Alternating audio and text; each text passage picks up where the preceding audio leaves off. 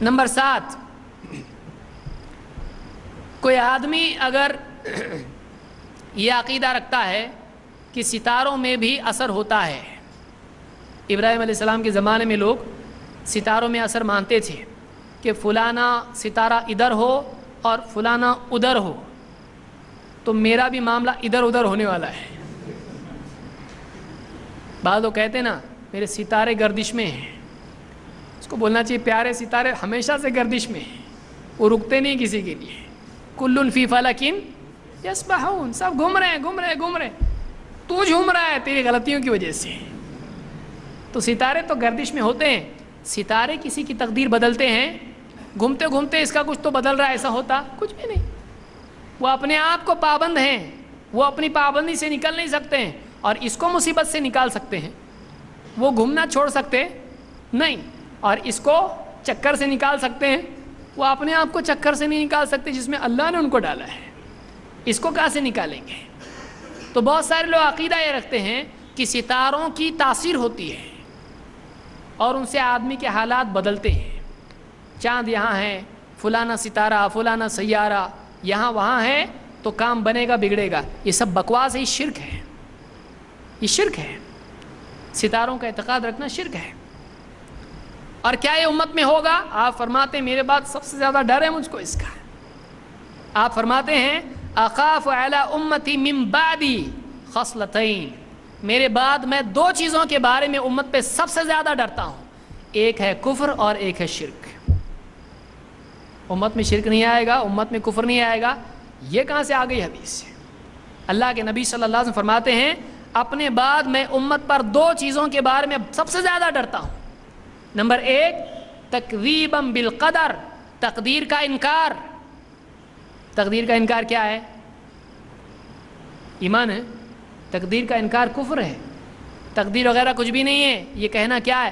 ایمان کے 6 ارکان ہیں: اللہ پر ایمان، فرشتوں پر ایمان، کتابوں پر، رسولوں پر، آخرت کے دن پر اور تقدیر کی بھلائی برائی پر. 6ٹھا رکن ہے ایمان کا. کوئی آدمی تقدیر کا انکار کر دے وہ اسلام سے باہر چلا جاتا ہے. تو اپنے بعد 2 چیزوں کے بارے میں سب سے زیادہ ڈرتا ہوں. نمبر 1 تقدیر کا انکار.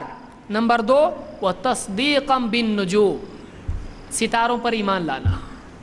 ستاروں پر ایمان لانا کہ ستاروں سے تقدیریں بدلتی ہیں، حالات بدلتے ہیں. تو کیا یہ شرک نہیں ہے؟ امت پر سب سے زیادہ مجھ کو اس چیز کا ڈر ہے. تو معلوم ہوا امت میں بعد میں شرک کا دروازہ کھلا ہوا ہے. اس کو امام ابو یعلا وغیرہ نے اپنی کتاب میں روایت کیا اور یہ حدیث سند کے اعتبار سے صحیح ہے. نمبر 8 ستاروں کا عقیدہ ایک اور طور سے بھی ہوتا ہے. عرب کے لوگ یہ عقیدہ رکھتے تھے کہ فلانا ستارہ ڈھل گیا تو بارش ہوتی ہے.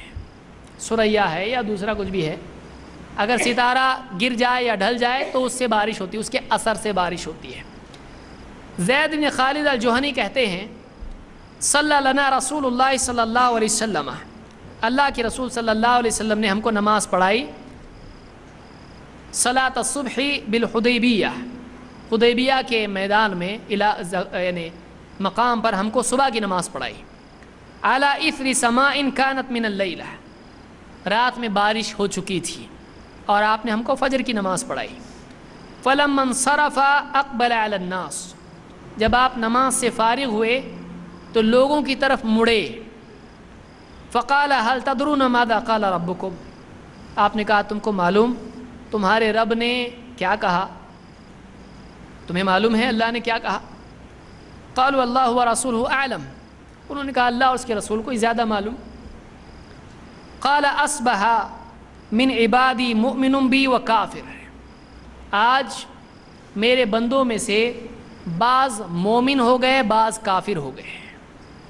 بعض مومن ہو گئے بعض کافر ہو گئے. فاما من قال مطرنا بفضل اللہ ورحمتہ فذلك مؤمن بی وکافر بالکوکب، تو جس نے کہا کہ ہم پر اللہ کے فضل اور اس کی رحمت سے بارش ہوئی تو یہ اللہ پر ایمان لانے والا ہے، مجھ پر ایمان لانے والا ہے اور ستاروں سے کفر کرنے والا ہے. اس نے اللہ پر ایمان لایا اور ستاروں کا انکار کیا. ستارے بارش برسائیں گے؟ ستاروں کے ڈھلنے سے بارش ہوتی ہی نہیں، اللہ کے حکم سے بارش ہوتی ہے.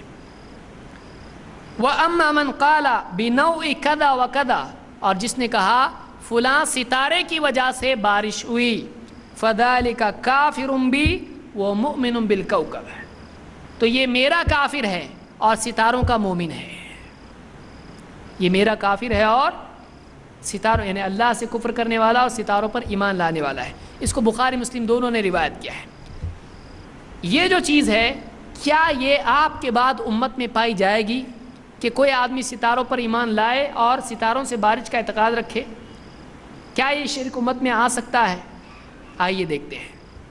اللہ کے نبی صلی اللہ علیہ وسلم فرماتے ہیں ثلاث اخاف علی امتی، تین چیزیں ہیں میں اپنی امت پر، ان تین چیزوں کے بارے میں مجھے ڈر ہے کہ یہ چیزیں میری امت میں آئے گی، یعنی میں نہیں چاہتا آئیں لیکن مجھے ڈر ہے کہ یہ آئے گی، آ کر رہے گی. وہ تین چیزیں کیا ہیں؟ الاستسقاء بالانواع، ستاروں سے بارش ہونے کا عقیدہ، ستاروں سے بارش ہونے کا عقیدہ. وحیف السلطان، اور بادشاہ کا رعایا پر ظلم کرنا، حاکم کا محکوم پر، رعایا پر ظلم کرنا. اور وتکذیب بالقدر، اور تقدیر کا انکار کرنا. میری امت میں تین چیزیں آئیں گی، مجھے ڈر ہے کہ میری امت میں یہ چیز آئے گی. ایک، ستاروں سے بارش کا عقیدہ، بادشاہ کا ظلم کرنا، اور تقدیر کا لوگوں کا انکار کرنا. یہ تین چیزیں میری امت میں آئیں گی. یہ کون سی حدیث ہے؟ امام احمد نے اپنی مسند میں اور طبرانی نے الکبیر میں اس کو روایت کیا، صحیح حدیث ہے. اس سے معلوم ہے کہ بعد میں شرک آئے گا امت میں شرک آئے گا. اور کون سا شرک آئے گا؟ ستاروں سے بارش ہونے کا عقیدہ، ستاروں کا زندگی پر تاثیر کرنے کا عقیدہ.